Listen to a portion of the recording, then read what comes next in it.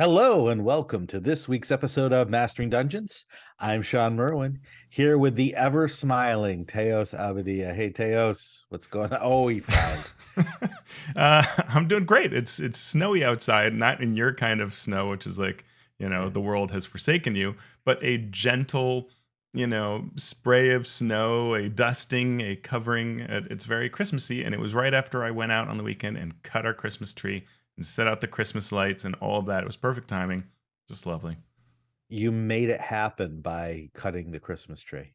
Yeah, and I haven't even watched Christmas Vacation yet or Better Off Dead. So I mean, I can only imagine what snow is going to come on its way.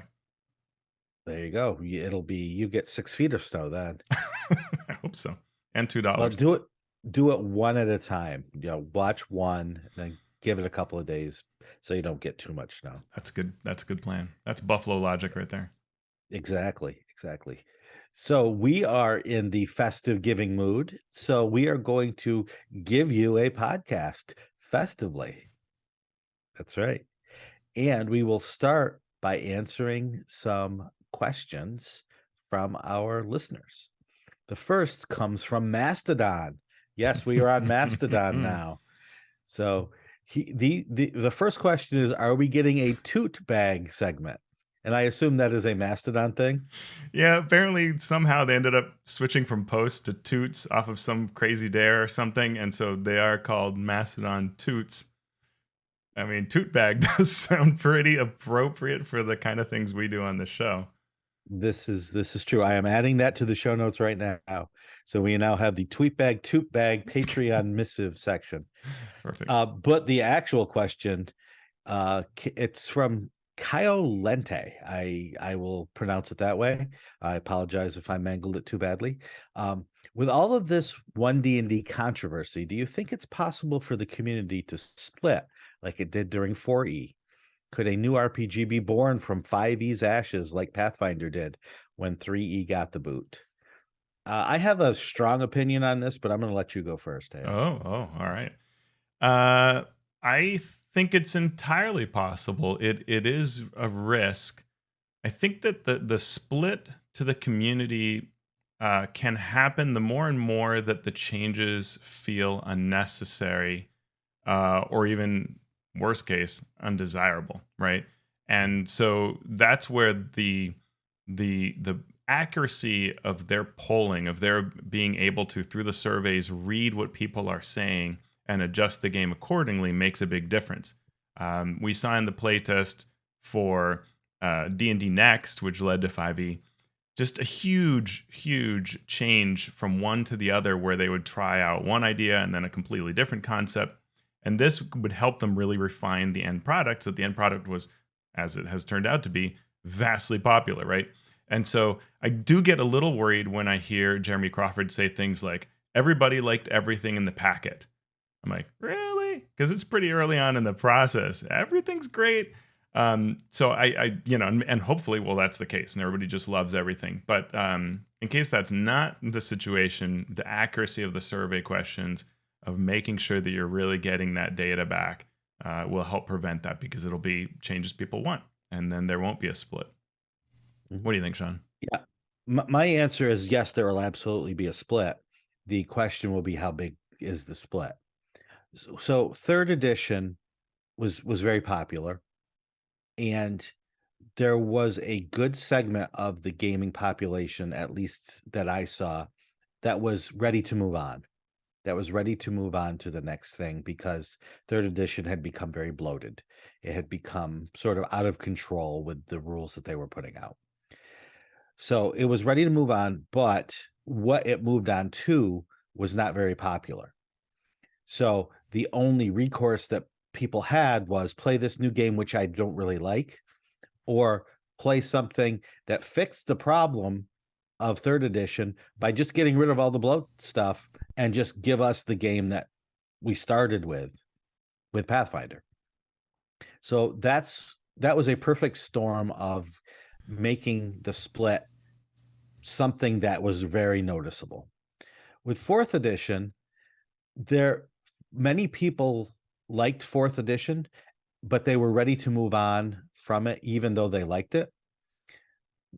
but there weren't a lot of people who liked it. So when 5th edition came, there wasn't that split because, people still play 4th edition. People could play games based on 4th edition. 13th Age is a little bit in that vein. But it never got the traction to become as large as D&D because there just wasn't there was always someplace else to go. 5th edition was good. Mhm. And there wasn't that large a community that loved 4th edition so much that they wanted to continue with it. With 5th edition, we're in a strange place because I don't think people are quite ready to move on from it yet. I don't think there was a need to move on from it. And a lot of people liked it. So we're to that point there where we don't know what's going to happen because we don't know what 6th edition is going to look like. And so far, what we've seen, it's not like the change we saw between 3rd and 4th. It's not like the change we saw between 4th and 5th. Mhm. So if people still like 5e, you don't want 6e to look so much different from 5e that people aren't willing to just take the small tweaks that were made and move over to it. And so from what we're seeing with the play tests packets, which we will talk about later, I don't think there's that big of a change that people are going to revolt. They'll probably just happily move over to play 6th edition. Uh, assuming that it's not completely compatible, which is a whole other question that we will talk about many times over the next year, I'm Yeah. sure. I think the only thing Uh, I'd add to that, Sean, or maybe contradict you on, argue with, would mhm. be Yeah, that I don't know that 4th edition was unpopular as much because I think it grew the hobby a fair bit mhm, while also losing some fans. And that happens with any edition. But I think that 4th edition had a real marketing problem where it mhm. basically offended as many people as it pleased during the initial marketing stages, is what it felt like. I mean, I don't know what Sure. the actual date on that is, but there were a lot of people that just hearing the marketing message of 4E were like, I'm not touching that game. I'm out. You know, Mhm. this is Yeah, exactly what I don't want. And those are real dangerous things, right? You want to avoid making right. your customer base feel like they're not wanted or like the game's moving away from Sure. what they want. And there is a little bit of that here, right? In that I Right. think that there are things in the packet that people say, well, like why is this changing? And so there are a lot Right. of people that I think are tentative, but they can be won over, and you can avoid a massive split.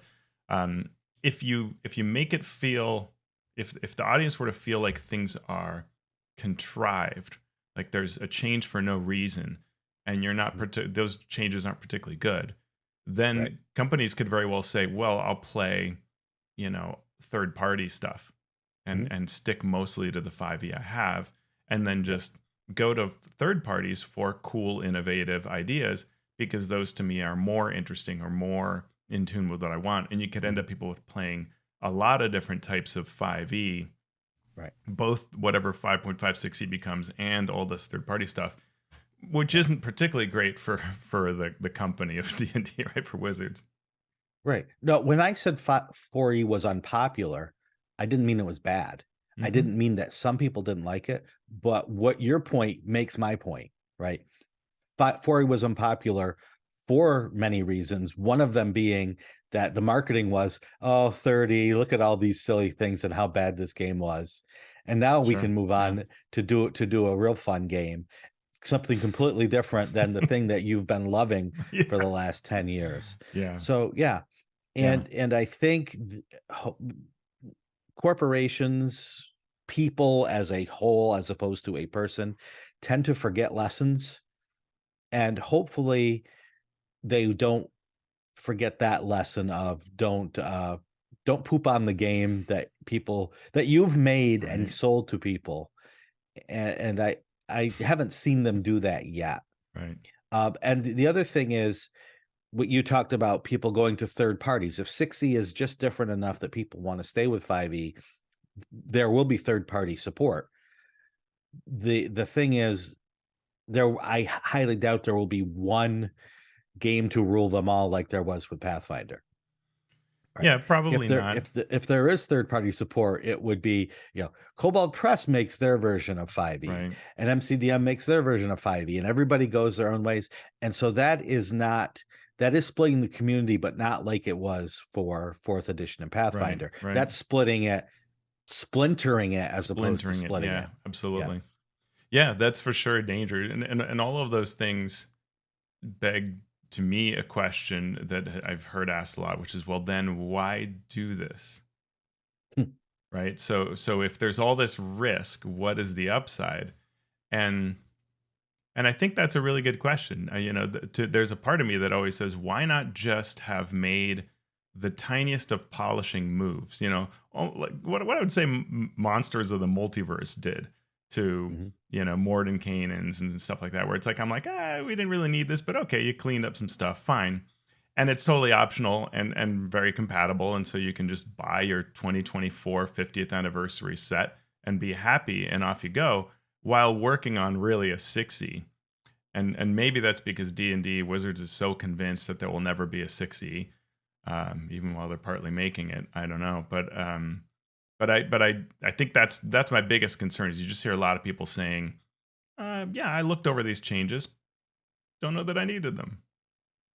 Yeah, and that is Mhm. an important question, and one as we see more and more packets come out, hopefully over the the next year and possibly a little more, Mhm. we will get a clearer indication. But you and I have talked about this between each other and with other people. I- if the reason that they're making this edition is they just need to make more money because Hasbro needs to make more money to keep their investors happy, then there's a potential for great stuff. There's a potential for an absolute catastrophe. Um, and marketing will play a huge part of it. And being able to capture new people will be a huge part of it. Yeah. And we'll see how it goes. We will definitely be praising if it's praiseworthy and critical if it's worthy of criticism, Yeah, for sure. because that's how we roll. Next is from Chris W via Patreon. Hi, guys. Over the past year and a half, I've been coordinating a group of 6 to 10 players in a bi weekly AL gaming session. Awesome. We're all minimum 30 professionals. So keeping a consistent in person attendee list is basically not possible. As such, we've elected 4 of the players that are willing to run a session on short notice. One of the things I realized was that although we are exclusively AL content legal, each DM wants some autonomy over their corner of the world and their storyline. Can you guys please expand some of the regions in Faerun that have been designated to specific design centers, such as the Moonshine Isles for Baldman Games or the Border Kingdoms for Gamehole Con? Are there more? Also, any other recommendations for running a cohesive experience for a group with rotating DMs? Second question, I'd love to hear you guys highlight some of the standout adventures from your own experience running AL for cons for 5e. Don't be modest. Defiance and Flynn and Ice Road Trackers were great. Well, thank you. Thank you for that, Chris. I appreciate that. So let's go. Yeah, I want to thank Chris for naming just Yeah. things you wrote. Yeah, exactly. No, I'm kidding. Exactly. Those are really good. I really like those. Uh, Those are at the yeah. top of what I'd name too. So let's give a quick history of AL because this will illuminate this question a little bit. Mhm. So when 5e and Adventures League launched, the AL published content was exclusively set in the Moon Sea region of the Forgotten Realms. So seasons 1, 2, and 3 were set to coordinate with the themes of Tyranny of Dragons, Princes of the Apocalypse, and Out of the Abyss, respectively. But the content of the Adventures League adventures was set specifically in the Moon Sea region. Yeah, so it's kind of cool. It adapted the larger storyline to that Right. specific geographical Yeah. region, and you got to So know it. you should have all those adventures at your disposal, and they are not necessarily telling a single story. So Mhm. you could pull in and out, you could, have players and DMs drop in and out of those. Season 4 deviated from this a bit because it was the Curse of Strahd season. So the adventures started in the Moon Seas, but then they went off to Ravenloft. And then they And kind they of were come back and have some dual influence, right? right, right. Mhm. But they are, while not perfectly a series, they're kind of a series. So with Yeah. that, it's going to be a little bit harder to drop in and out. With season 5, The Adventurers League then got permission to leave the Moonsea region and go elsewhere for the Against the Giants sort of Storyline. season. Yeah. Yep. So what happened then? Well, now AL is all over the place, right? Each season can be anywhere. They moved around. So each season you can take individually and should have a coherent story or be able to make a coherent story. What happened when season 5 came and AL left the Moonsea region was Baldman Games needed more content uh, to run D&D at conventions for Wizards of the Coast. So they got permission to create AL legal content that was now set in the Moonsea region. Oh, right. And Yeah. yeah, Hmm. so they got up to, I believe there were 18 total adventures that were set in the Moonseas. They are done in 3 adventure trilogies that tell a short, 3 adventure story. So there were 6 of those published, at least 6 of those 3 adventure trilogies. So Hmm. 18 adventures that I know of, each focusing on a different city in the Moonsea region. What happened immediately after that was Wizards of the Coast said, well, Baldman Games, we're letting you write these adventures. We're going to let everybody write adventures as long as they're connected to a convention. And thus the convention created content system was born. So that went on for just a bit. And then Wizards of the Coast gave Baldman Games permission to publish adventures set in the Moonshae Isles region, while Gamehole Con got to publish the Border Kingdoms Hmm. adventures. So those are going on now. So that's sort of the history up to this point with these different areas being represented. Teos, do you want to take over from here? Yeah, so I mean, the way, yeah, and I think that's fascinating. Just to pause for a second there, because what it shows is just how incredibly complicated this all is, and how it all changes over time. And the whole point of organized play is to say, "Hey, welcome everybody, come in and play."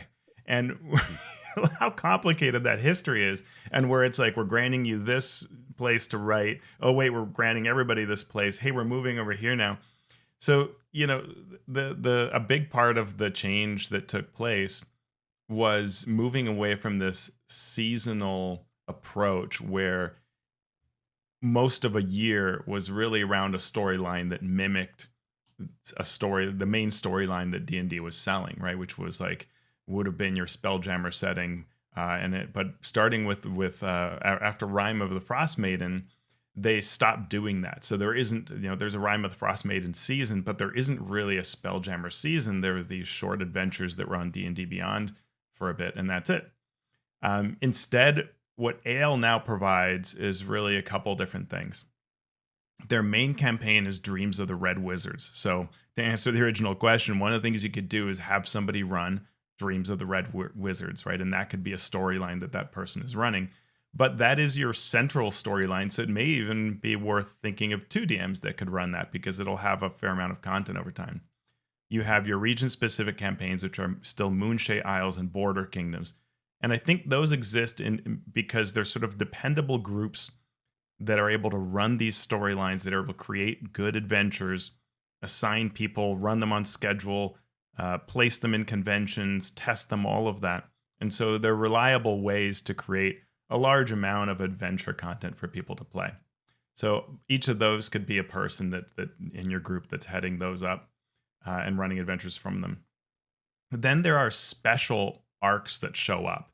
So Oracle of War is probably the most famous one, where Eberron had I think 20 adventures, yeah, because it went through level 20 and some epics. But now there is a Dragonlance series that's being written. There was the short Spelljammer series. So there are these sort of periodic short campaigns that'll show up, and so someone else could possibly take those on and maybe run a couple of them, since they sometimes are shorter than others, or if they're long, then they would just dedicate themselves to that. Mhm. And although you say, 5th edition, since you're talking specifically about the Forgotten Mm. Realms, may I suggest, if you can find them, that the 4th edition version of the Adventurers League was called Living Forgotten Realms. And there are many, many adventures set in different locations around the Forgotten Realms. So when I was one of the global administrators, I was in charge of overseeing the writing team for the Moonshine Isles, Cormyr, Waterdeep, and uh, I can never pronounce this, Ackernell. Other people were in charge of 4 other regions. So we had 12 regions total going, and there were like 7 or 8 or 9 adventures written for each of these regions, plus core adventures that traveled around the Forgotten Realms. So while you would have to do some tweaking because they were 4th edition adventures, if you had a DM who wanted to tinker a little bit and Mm, create some content, you could use any of those. If someone's interested in Cormyr, you right. could go grab those Cormyr adventures and do your own little Cormyr campaign with And you people can again dropping in and out as needed. you can Um, find them all online. I forget if it's livingforgottenrealms.net.com. I forget, but there is a yeah. site that has all of these up, and there are some fantastic adventures out there. Yep. So thank you for that question. You hit us right in our sweet spot there. Although I haven't been involved in a couple of years, so I Yeah. sort of lose track. But there are so many great of those AL adventures that look for the ones that Will Doyle does. Oh yeah. Look for the ones that Teos Abadia does.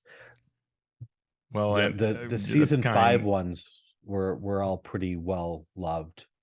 Um, Um, Ben Heisler and Paige Laitman, who are yep. Master of the Multiverse folks. They've written some amazing ones. Some other folks who are on there. Um, what I would say is, if you're listening to this and you have some favorites, Yeah. post in Patreon what your favorites are, or post on YouTube. What are your favorite ones that you would recommend to other folks to run? Because it is nice to hear different recommendations from time to time, because everybody likes slightly different things for different reasons. Mhm. And the final question, it comes from Bram Baker on Twitter. Hi, Shawn and Teos. With the new playtest material, spell schools seem to become more important. Are spell schools a boon to D&D, 1 D&D, or an artifact that needs to be replaced with divine, primal, and arcane? This is a great question, Bram. Hmm. We will be discussing the current 1 D&D playtest packet in our design and review segment after the news, and we will definitely talk about that then. So thanks for asking. You hit us right where we were headed, so we appreciate that. And now let's get on to our news and commentary. First, breaking news. You can get free Monstrous Compendium Volume 2 Dragonlance Monsters right now for free on D&D Beyond. Teos, you were the one that caught this news before we started, so hit us. Yeah, so you get 11 free Dragonlance monsters. This is very similar to that packet that we got earlier, which was for Spelljammer. We had some free monsters. I'm sad to say there are no Dark Sun monsters that I could find in here. They do seem all very Dragonlance focused this time around. CRs range from 1 to 22. The 22 is the Red Dragon Ember, very famous. We also have Verminard, the leader of the Red Dragon Army, and stats even for Verminard's Mace Nightbringer, the famous mace if you played those old adventures. We get the Urda, Gnome Inventors, the Walrus like Thanoi, Trag Draconians, which when you kill them, they erupt into sludge. And that sludge slows you down. And then what else? Yeah, a couple others. The Irida are neat. The Nevermind Gnomes, those are great. They'll kind of tinker in the art for these are wonderful. So I don't know if these are monsters that got cut due to space, or if they really put this level of work into just a free supplement. But yeah, you've got to go on there and claim it. And what happens with these D&D Beyond things, you never know when they're going to stop being claimable. So act early, go claim this. There's a link in our show notes. Claim them early and often. Turn early, turn often, we used to say in 3rd edition. That's right. So, D&D movie. The cast goes to Brazil and brings back a poster and trailer. So the Honor Among Thieves cast went to Brazil for a large comic convention. They shared a movie poster that depicts the cast hovering above the city of Neverdeep with a red dragon flying over it. Neverwinter. What did I say? Neverdeep. Neverdeep? Sorry, Neverwinter. Everdeep. Uh, A red dragon is flying over the city, and it has a large arena with red robed Thayans appearing to be the villains.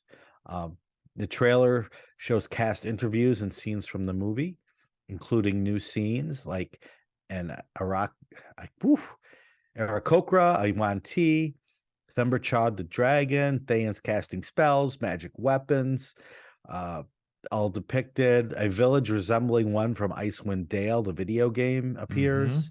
Uh, what did you think of this trailer? It was great. I mean, it's a nice splice between the cast talking about things, and saying, "Oh, this movie, kicks ass," and here's what we liked about filming it. And they'll show things like the filming of a scene, so you see the camera in the kind of background, and then the movie being, the scene behind it. Mhm. And so it's a clever kind of way of making it feel sort of behind the scenes, but then you get these fully treated and developed scenes that are what you're actually looking at. So they're, diving into a gelatinous cube to escape a displacer beast. Guess that's a good trade-off. Stepping through a portal into a treasure room, all kinds of dragons, green flame blades spell. The lava axe looks amazing, like this magic item just dripping with lava. It's really cool. So I was super excited. I watched the trailer and I was like, yes, March. How far away are you? Okay, great. Let's let's go. Awesome. So we have a link to that in our show notes. The D&D playtest is now removing us from race. There was a blog post on D&D Beyond where Wizard states tells us about the changes they've made since 2014, where they used the term race only as a game mechanic, and starting in 2020, they separated ability score bonuses or penalties from race. And now with the 1D&D feedback, being able to create a better dialogue on this, they're doing a few other things. And they quote, have made the decision to move on from using the term race everywhere in 1D&D, and we do not intend to return to that term. The term species was chosen in close coordination with multiple outside cultural consultants. And in the survey that will go live on the 21st of December, players will be able to give feedback on the term species along with everything else that was presented in the playtest material. Yeah, I really like Teos, that I'm going to, yeah. I love that they said race is off the table. We're done with that, right? Like, Mhm. very nice, because sometimes things are presented in a little wishy-washy mode, and so it was very good that they gave that clarity. That term is done. Is it species? Let's talk. And I liked Richard Baker proposed kind, which I thought was pretty good. So like kindred, and you can Mhm. and you can do kin and things like that. And a number of other ones have been talked about, but I think it's all whatever. We can quibble about which one it comes out to be. The good thing is D&D has finally joined many other companies in abandoning the term of race, and I'm glad they made that change. So. Mhm. Me too. So you will be able to get yourself heard on that in the next survey that comes out. Speaking of surveys, WotC has shared their D&D 1 survey results that have been gathered so far. I did not watch this video, but Teos Oh. did, and he's going to tell you all about it.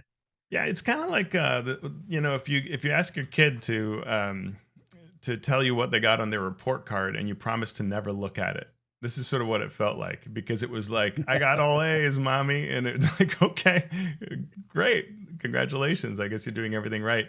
But there was more than that. The survey had over 40,000 engagements, 39,000 finished it. Which I'm impressed that only 1,000 dropped out, because boy, that was long. And I actually heard a lot of people say to me, I couldn't finish it. Um, Now they had said earlier that there were 175,000 playtesters, so that's a big drop. Um, that they had for D&D Next, and but they had said that more than that number had downloaded the one D&D. So there's sort of an interesting, how do you get more people to take the survey? I think it would be a good question to ask, and to finish it. I think the surveys could use some work. I don't think these are particularly greatly designed surveys. They said that everything scored above 80%. And usually, what you do, I tried to ask Jeremy Crawford, but he didn't answer when I asked him via Twitter. Um, how they log that, and the typical way you do it from survey design. I asked my wife because she knows a lot about survey design.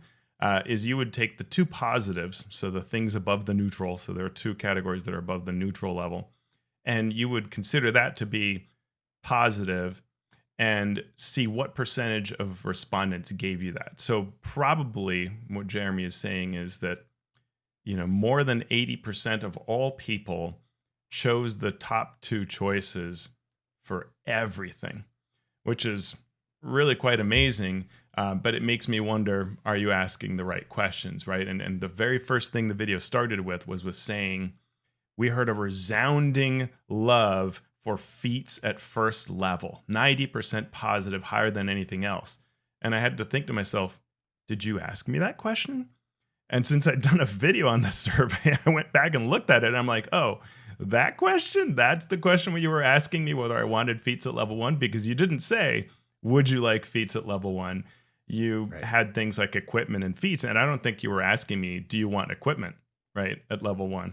And Right. so I thought it was a very kind of interesting example of sort of all of this video that I think, I'm a little concerned about how rosy it's being painted. We are the customers, not Hasbro investors. um, you know, it's fine if you want to give us a little bit of the marketing angle, but I want to make sure, we want to feel like that the team is seeing the things that need work and is asking the right questions, and that they aren't kind of clouded by what they would like to see, right? Um, Yep. they talked a little bit about the percentages. I thought that was sort of interesting. Did you see that, Shawn? I did not. So they said that 80% or higher means the community wants exactly what's been provided. So therefore, anything they do to develop it, they're very careful not to change it too much because it's good. Okay. 70% means the community likes it, but minor to moderate tinkering is needed, and they've got more freedom to sort of play around and improve it. 60% is salvageable, but really needs aspects of the design reconsidered. Below 60%, it's unlikely that anything will be used. And they said if it's below 40%, the community has cast disintegrate on it, Nice. which is interesting. Yeah. Um, the two things that came up in the 60s were the Ardling and Dragonborn, with the Dragonborn scoring lower than the Ardling. And one thing that was nice here is Jeremy said that this is where they looked at what had been written in the comments. So that was a question a lot of people I know had asked me is, do you think they're even reading these comments? Well, the answer is yes. And that's exactly what I expected. Like, someone has the task of reading this, Mhm. use that space to your advantage to answer questions like, do you want feats at first level? Um, and so Jeremy said that the feedback listed the breath weapon and confusion between Fizzbands and other versions. So they redid it based on that. And they promised things we've already seen, like a new revised Universal Core Dragonborn with a 5th level ability. The Ardling was trying to be too many things, and so they leaned more towards being a beast person than the sort of celestial aspect, which I thought was interesting. Mhm. They gave us scores on various species now. Dwarves, orc, tiefling, elf did well. The human, I think, was the highest at 83%. The others were 80, 81. Gnome and halfling were 78%. And it was interesting. They said that the next UA is shorter, which it is, but then they'll again be big after that. So, if the thought was, oh, maybe they'll keep things a little smaller so we can all digest it and answer the survey carefully, well, maybe, maybe not. They again told us we'll get 48 subclasses, 4 for each of the 12 classes to play test. No artificer will be there. It's not, core there. Um, they'll have new weapon options for the warrior groups. Mm. So, and I thought this is interesting because later Jeremy in the video was discussing why Great Weapon Master and Sharpshooter changed, and he said that they want warrior classes to rely on their class features, including Mhm. these new weapon options that we will see in the future, for their Okay. main damage output. Feats should not be part of that, where you get your damage from, which I thought was a good design goal. Yeah. Light weapons may see tweaks. They don't love how it uses up your bonus action. There'll be a new subsystem for managing your home base if DMs and players want the option. It's called the Bastion system. So, of course, Shawn and I have to be wondering, will they take any of our ideas from Acq Inc? Do they Yeah. know what we wrote for Acq Inc? They probably do. And then there'll be new encounter building rules aimed at making it easier to prep. I'm curious what that is. And new monster Mhm. customization options. And I wonder what that really means. Yeah, I have a couple of guesses, but I'll just keep it to myself and see what comes. They said that class lists, I think here they meant the spell lists. Well, actually, I'm not sure if they meant the spell list or they mean the sort of expert lists. Yeah, expert, Probably they mean priest, that, yeah, expert. warrior. Yeah, So those may or may not go away, and it's being discussed. So it's a very interesting awesome. video. There are also several videos that go with the latest playtest packet too that further add to that. Awesome. Thank you for taking one for the team and summarizing all that. My only thought on the surveys is who is taking the survey? Probably the people taking the survey are the people who are super motivated, right? The people who love to dig into the mechanics, and not the people who are going to be new players, not the people who are going to have to teach new players how to play. And I hope that they recognize that when they say, oh, 80% of the people want feats at first level. Yes, I'm sure Yeah. that 80% of the people who are already super invested in the game want feats at first level. Yeah. I could have told you that without Mhm. having the survey taken. I could go up to 90%, I bet. Yeah, it may be a little better, the fact that it's through D&D Beyond, because if you have, a lot of times what happens is only the invested DM would follow any kind of social media, anything. And so it's a little helpful that in D&D Beyond, you probably have the person who's a casual player, but part of a more hardcore group who is using D&D Beyond, clicks on the link and goes, all right. But then the question is, do they finish this survey or do they even Mhm. dedicate the time to it? Because it is a lot. I mean, I don't know anybody who took that last survey and said, yeah, that was easy. Like, no, it's it's a lot of your time you're dedicating, right? It can be an hour of your time that you're dedicating to filling this thing out if you're going to do it intelligently and Mhm. compare what are you asking me about? How did it change from the core, all of that. Yeah. Yep. So we are going to talk, like I said, about the 1D&D playtest packet coming up soon. But first, we also want to talk about Acquisitions Incorporated, the end or the beginning. What? PAX Unplugged just ended, and Omen Drawn, Certainty Drawn, Evelyn Marthane, and Strix Beestinger gathered for one last Acquisitions Incorporated game with DM Jeremy Crawford at PAX Unplugged. Many twists and turns, but none as great as the ending, which saw Omen make yet another bad choice. Who would have thought? His daughter Certainty used a magic item tied to Timora, the goddess of luck, to send Certainty back in time 14 years to the start of Acquisitions Incorporated, perhaps to make better choices. And thus it was revealed that this was the end of the 14-year Acq Inc campaign.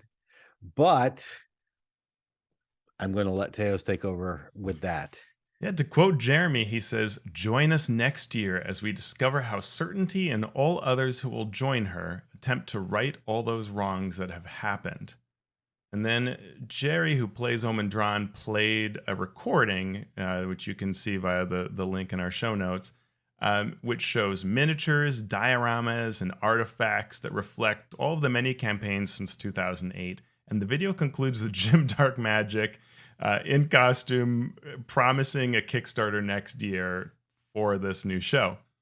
And fans quickly noticed that the very first shot reveals a table and a supplement on it, Mind Lords of the Last Sea, which is from Dark Sun.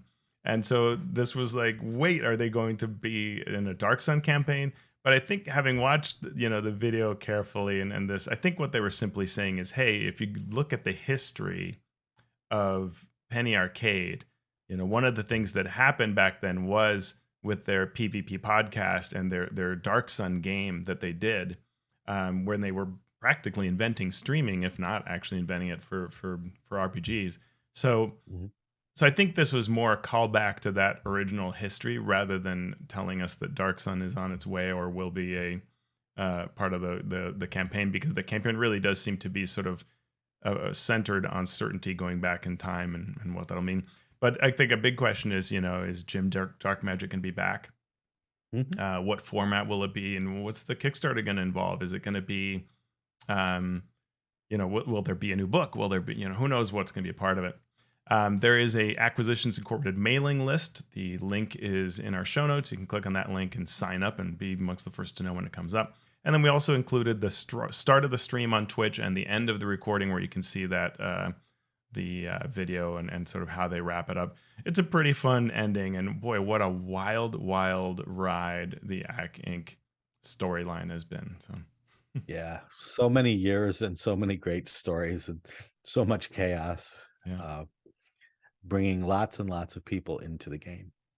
So thank you to Penny Arcade and all the people that have contributed to Acquisitions Incorporated over the years, including you, Taz. So thank you. and you, Shawn, and Scott, and so many Yeah. others. Yep. We've talked about Adventures League earlier. There is now an adaptation guide for Dragons of Stormwreck Isle to make it Adventures League legal. So instead of a PDF, there's a blog post announcing how to run this box set as an AL adventure. Uh, It it's it's super there. s That yeah, it's super Yep. simple. It's which is why I think it's a blog post, but I would just say again, boy, you gotta make it easy for people to find everything, and recently someone said to me, "Hey, where do I find the adaptation guides for hardback?" And I went to the website and it's not there because I guess it's still in some sort of draft form, and I wish all these things were just in one place, and even if it's in draft form, put the PDFs up, make it easy for folks to find it. So yeah, if you're having this kind of problem, the easiest way to hear about this is to sign on to the D&D Discord, and there is an AL updates channel, though of course that's going to move to D&D Beyond soon, so it's a little bit hard. Mhm. Yep.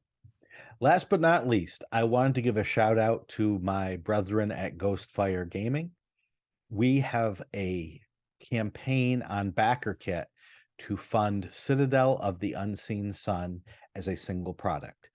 So, Citadel of the Unseen Sun was our very first Fable, which was a subscription service where you would get 1 month's worth of adventure content each month for 6 months, ending with a full campaign that you would have. And it was well received, although many people said, I don't want to get into a subscription service, so I would rather just buy it wholesale.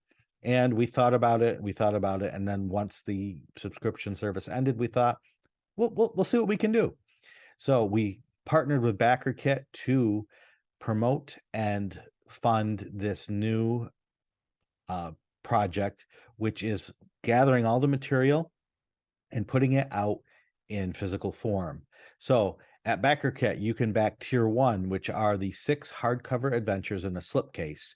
So this will total well over 500 pages of content in a 1 to 13 5e campaign. Tier 2, you get that 6-book hardcover series in a slipcase, plus town and regional poster map sets, a tactical poster map set, and a token punch board set. So you can punch out all of the monsters that you face in token form and use them on some of these tactical poster maps. Once this show drops, you'll have about 6 days left to back this. It ends on December 15th at 4 a.m. Pacific Standard Time. If you were a subscriber to the Citadel of the Unseen Sun Fable, you get a discount on this hardcover book set. So you can take advantage of that, which is what I did.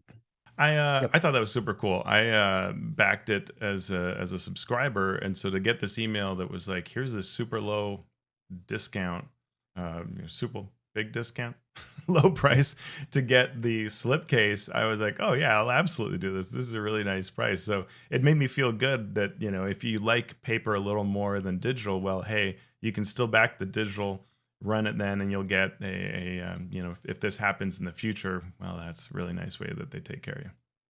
Yep. And this was I did not work on this. This was the brainchild of James Hake and the Hmm. freelancers.